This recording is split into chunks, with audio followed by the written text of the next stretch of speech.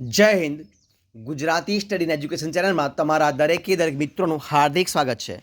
તો આજે આપણે વિડીયોમાં જોવાના છીએ કે ધોરણ 12 વિષય ગુજરાતી પાઠ નંબર 2 છે, જેનું નામ છે ખીજડીએ ટેકરે. અને જે પાઠ આપ્યો છે એ પાઠના જે સ્વાધ્યાયના પ્રશ્નો છે, તો સ્વાધ્યાયના તમામ પ્રશ્નોનું આપણે આ વિડીયોમાં સંપૂર્ણ અને સચોટ સોલ્યુશન જોવાના છીએ. તો વિડીયો પૂરેપૂરો જોજો.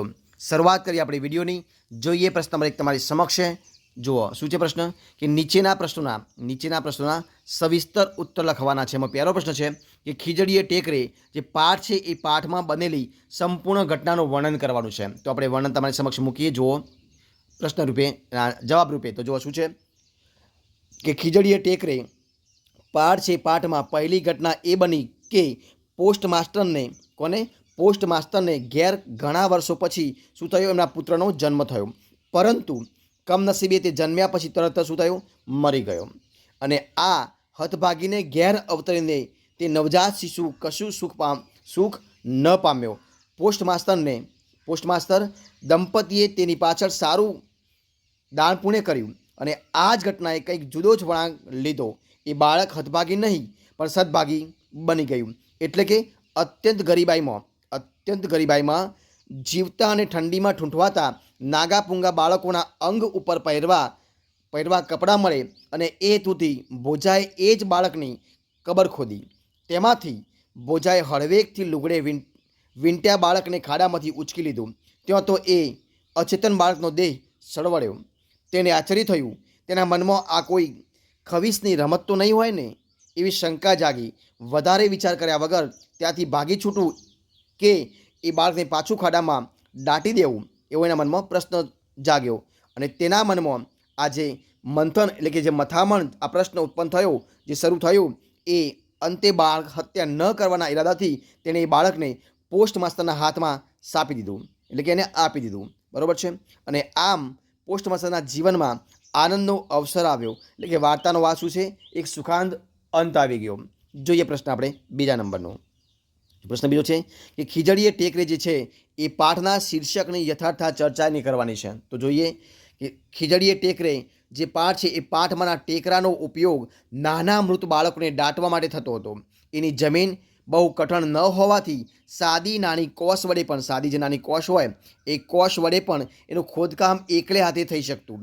ભોજો 4 સંતાનોનો ગરીબ પિતા છે. તેની પાસે તેના નાગાપૂંગા સંતાનોના અંગને ઢોકવા કપડાં પણ નથી. ખાતર પાડવામાં પારંગત ગણાતો ભોજો પોતાના ગામના પોસ્ટમાસ્ટરના મૃત બાળકના અંગ પરથી વસ્ત્ર ઉતારી લેવાના વિચારથી તે ખાડો ખોદે છે અને તેમાંથી બાળકને ઉંચકી લે છે. પણ એ અચેતન બાળકના અંગને સળવડતું જોતા તેને આશ્ચર્ય થાય છે. શું થાય છે? અને એના મનમાં ખૂબ મનોમંથન, એટલે કે જે પ્રશ્ન ઉદ્ભવે છે, મનોમંથન પછી તે બાળકને ઉપાડી પોતાને ઘેર લઈ આવે છે. તેની પત્ની તેના પર વહાર વરસાવે છે. પછી પોસ્ટમાસ્ટર પાસે જઈ પોતાના ગુનાની કબૂલાત કરી તે સજી બાળક તેના હાથમાં સાપી દે છે. અને આ વાર્તામાં જે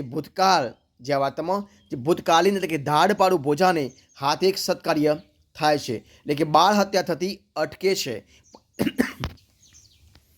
પહેલી ઘટના ભોજાની અત્યંત હૃદયદ્રાવક પરિસ્થિતિને તેના કારણે તેને કરવી પડતી ચોરીને વર્ણવે છે.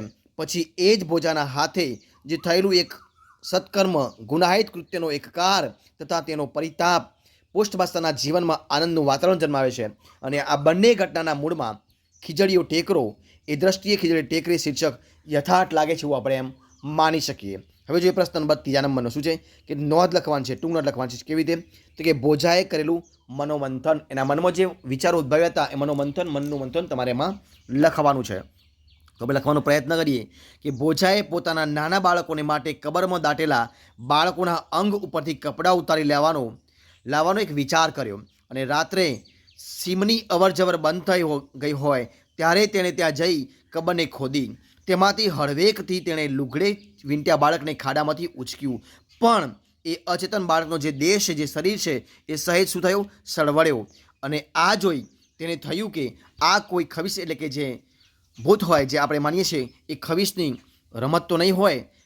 પણ વધુ વિચાર કરવાને બદલે તેણે પોતાની આ પ્રવૃત્તિ જાહેર થઈ જાય એ પહેલાં એ સ્થળ છોડી જવું જરૂરી છે એમ તેને લાગ્યું.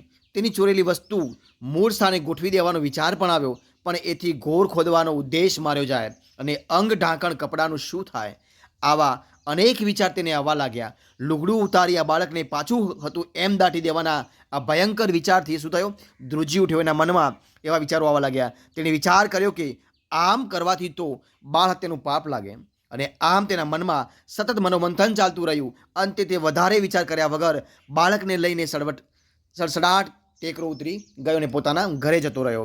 જોઈએ પ્રશ્ન નંબર 4. બીજી પણ એક નોંધ લખવાની છે કે ભોજાની વાડા જે ઉછેર વૃત્તિ છે, ઉછેર પ્રવૃત્તિ, એના વિશે આપણે ચર્ચા કરીએ. તો જોઈએ તમારા સમક્ષ આપણે એનો જવાબ મૂકવાનો પ્રયત્ન કરીએ છીએ કે ભોજો હિરના હેઠવાસના પટમાં ખીજડીયા ટેકરાની નજીક દર વર્ષે તરબૂચનો વાડો તૈયાર કરતો હતો, અને આડે દિવસે તેના કુટુંબને નદીના ખુલ્લા પટમાં પડ્યા રહેવું પડતું હતું. અને આ શિયાળે રીંગણીના છોડને બાળી નાખે અને ગોળાના પાણી થીજવી દે તેવી ઠંડી પડતા તે ગીરની અંદર જઈને 3 વાર તલબાવળ કાપી લાવ્યો, અને તેની પત્ની જીવલીએ ચારે બાજુ ફરી ફરીને સૂકા સાંઠીઓની ભારીઓ ભેગી કરી.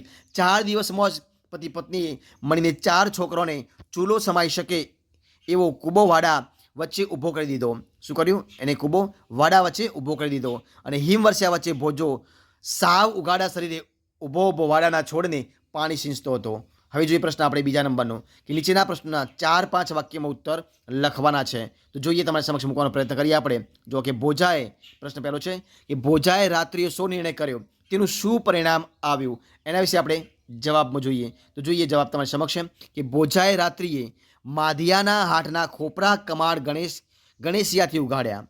હાટમાંથી કાપડ ઉપાડીને ઘર ભેગું કરી દેવાનો નિર્ણય કર્યો.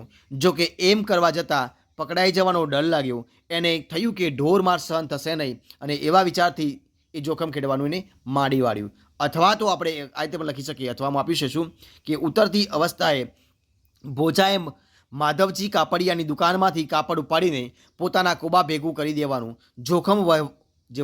જોખમો છે લેવાનું, એટલે કે વહોરવાનું એને માંડી વાળ્યું. એનું કારણ એ હતું કે ભોજાને એમ કરવા જતાં જો પકડાઈ જવાનો ડર હતો, અને ઉતરતી અવસ્થાએ ઢોરમાર સહન કરવાની તેનામાં સહનશીલતા નહોતી. હવે જોઈએ પ્રશ્ન આપણે બીજા નંબરનો. શું છે કે પોસ્ટ માસ્ટરના જીવનમાં સી ઘટના બની ગઈ? તો તે જવાબ તમારી સમક્ષ આપણે મૂકીએ. તો શું છે કે પોસ્ટ માસ્ટરના જીવનમાં ઘણા વર્ષો પછી પુત્ર પ્રાપ્તિની ઘટના બની. પુત્ર જન્મ્યા પછી તરત શું થયું? મરી ગયો. તેથી પોસ્ટ માસ્ટરને ભારે આઘાત લાગ્યો. પોતાના ઘેર અવતરીને સુખ ન પામનાર એ બાળકની પાછળ પોસ્ટ માસ્ટરે સારું એવું દાન પુણ્ય કર્યું, અને માધવજીની દુકાનેથી ઊંચામાં ઊંચી જાતનું રેશમી કપડું જે કાપડ છે એ વેતરાવીને મૃત બાળકને તેમાં વીંટાળી ખીજડીએ ટેકરે જઈ ત્યાં દાટી દીધું. આ એના જીવનમાં ઘટના બની. જોઈએ પ્રશ્ન આગળ કે ભોજો પોસ્ટ માસ્ટરનો, જે ભોજો છે એ ભોજો પોસ્ટ માસ્ટરનો ઉપકારી સી રીતે બની ગયો? તો જોઈએ એનો જવાબ કે ભોજાએ ટેકરામાં દાટેલા પોસ્ટ માસ્ટરના મૃત બાળકના અંગ પરથી કપડું સરકાવી લેવાના ઈરાદાથી તેની કબર ખોદી. ત્યાં તો હાડમાસનો એ નાનકડું અચેતન બાળક શું થયું? સળવળ્યું, અને એ બાળક જીવતું હતું. એ બાળકને લઈને તે ઘેર આવ્યો. તેની પત્નીએ તે બાળકને ગોદમાં લીધું. ભોજાએ પોતાના ગુનાની કબૂલાત કર્યા પછી એ બાળકને એને પોસ્ટ માસ્ટરને સાંપી દીધું. આ રીતે જીવિત બાળક મળતા આનંદ વિભોર બનેલા પોસ્ટ માસ્ટર અને તેના પત્નીનો ભોજો ઉપકાર બન્યો. કેવો બન્યો? ઉપકારી બની ગયો. જે પ્રશ્ન આપણે આગળ કે પોસ્ટ માસ્ટરની પત્નીએ પોસ્ટ માસ્ટરને 100 ઠપકો આપ્યો, તેનો પોસ્ટ માસ્ટરે 100 જવાબ આપ્યો. તો જવાબ જોઈએ તમારી સમક્ષ મૂકવાનો પ્રયત્ન કરીએ આપણે. તો જો શું છે કે પોસ્ટ માસ્ટરની પત્નીએ પોસ્ટ માસ્ટરને ઠપકો આપતા કહ્યું કે હું તો તમને પહેલેથી જ કહેતી હતી કે દાટવા જવાની ઉતાવળ ન કરો, ડાક્ટરને ટેળાવીને પાકી ખાતરી કરાવો, પણ તમે માન્યા નહીં. પોસ્ટ માસ્ટરે એમની પત્નીને જવાબ તો કહ્યું કે આપણા ભાગ્યમાં હતો તો પાછો આવી પૂગ્યો ને, એમ એમણે કહ્યું. જોઈએ પ્રશ્ન આગળ ત્રીજા નંબરનો. નીચેના પ્રશ્નોના જે જવાબ છે તો નીચેના પ્રશ્નોના એક વાક્યમાં જવાબ આપવાના છે. તો પહેલો પ્રશ્ન શું છે કે ભોજાએ રહેઠાણમાં શું બનાવ્યું હતું? અથવા તો દર વર્ષે હિરણના પેટમાં એટલે કે પટમાં ભોજો શાનો વાડો ઊભો કરતો હતો? તો જોઈએ તમારા સમક્ષ જવાબ. તો કે ભોજાએ રહેઠાણમાં કૂબો બનાવ્યો હતો, અથવા દર વર્ષે હિરણના પટમાં ભોજો તરબૂચનો વાડો ઊભો કરતો હતો. જે પ્રશ્ન આગળ બીજો કે ભોજો કઈ વાતથી દુઃખી હતો? તો તાઢમાં કપડાને અભાવે નાગા પૂંગા બાળકો ઠૂંઠવાતા હતા એ વાતથી ભોજો દુઃખી હતો. જે પ્રશ્ન આપણે આગળ કે પસાયતો શા કારણે ભોજાને મારતો હતો? તો ગુનાની પરાણે કબૂલાત કરાવવા અને મુદ્દામાલનો પત્તો મેળવવા તેમજ એ સ્થળ બતાવવા પસાયતો ભોજાને મારતો હતો. જો એ પ્રશ્ન આપણે આગળનો કે ખીજડીયા ટેકરાનો લોકો શો ઉપયોગ કરતા હતા? તો ખીજડીયા ટેકરાનો લોકો નાના મૃત બાળકોને દાટવા માટે ઉપયોગ કરતા હતા. જે પ્રશ્ન આપણે આગળનો 5મા નંબરનો શું છે પ્રશ્ન તો જોઈએ કે ભોજાએ ઇનામમાં શી માગણી કરીને શા માટે? તો ઠંડીમાં ઠૂઠવાતા બાળકોને ભોજો જોઈ શકતો નહોતો, તેથી તેણે ઇનામમાં લુગડાની એક જોડી માગી. તો મિત્રો આ પ્રમાણે અહીંયા આપણે જે ખીજડી ટેકરે મિત્રો જે છે એ પાઠ છે, એ પાઠના સ્વાધ્યાયના તમામ પ્રશ્નો આપણે અહીંયા સંપૂર્ણ સાચું અને સચોટ જે સોલ્યુશન છે આપણે પૂરું કરીએ છીએ. તો જો તમને મારો વિડીયો ગમ્યો હોય, પસંદ આવ્યો હોય, યુઝફુલ લાગ્યો હોય ને તો એને લાઇક કરો, કોમેન્ટ કરો, તમારા મિત્રોને વિડીયો શેર કરો. છેલ્લે ચેનલમાં નવા હોય, જેમને સબસ્ક્રાઇબ ન કરી હોય તો ગુજરાતી સ્ટડી એન્ડ એજ્યુકેશન ચેનલને સબસ્ક્રાઇબ કરવા માટે વિનંતી છે. મારા વિડીયોને પહેલાંથી છેલ્લા સુધી જોવા માટે તમારા દરેક મિત્રોનો હું દિલથી ખૂબ ખૂબ આભાર માનું છું. ફરી મળીશું એક નવા વિડીયો સાથે, નવા ટોપિક સાથે. ત્યાં સુધી બની રહો. જય હિન્દ, જય ભારત, જય જય ગરવી ગુજરાત. Best of luck.